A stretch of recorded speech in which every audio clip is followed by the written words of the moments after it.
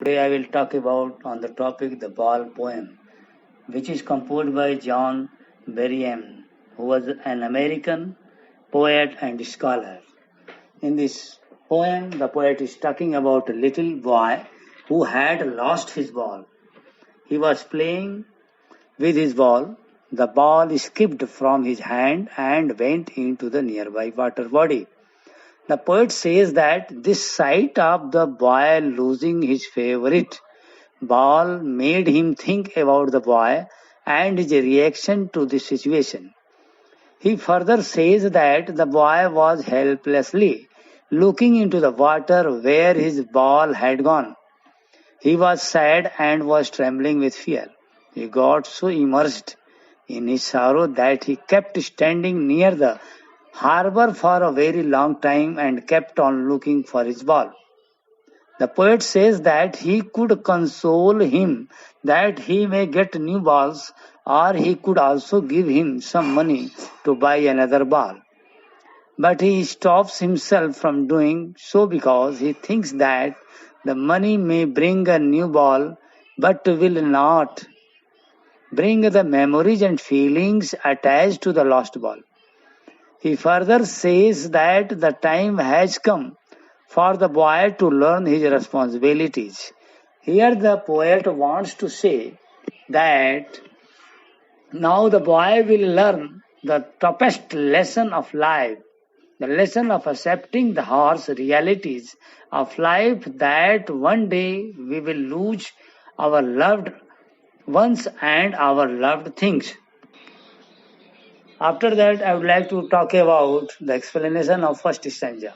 In this stanza, the poet is talking about a boy who has lost his ball. He wants to know about him and his reaction because he has lost his ball. Further, he asks to himself that what this about him and his reaction because he had lost his ball.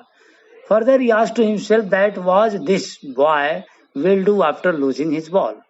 The poet has been the ball going from away from the boy, and he says that the ball was cheerfully jumping up and down in the street. This means that when the ball escaped from boy's hand, it went into the street and later on it fell into the nearby river. After that, I would like to talk about second stanza of the poem. In this stanza, the poet says that there is no benefit of consoling the boy by saying that he will get another ball because he has other balls too. He says so because the boy is feeling very sad. He is completely surrounded by sorrow.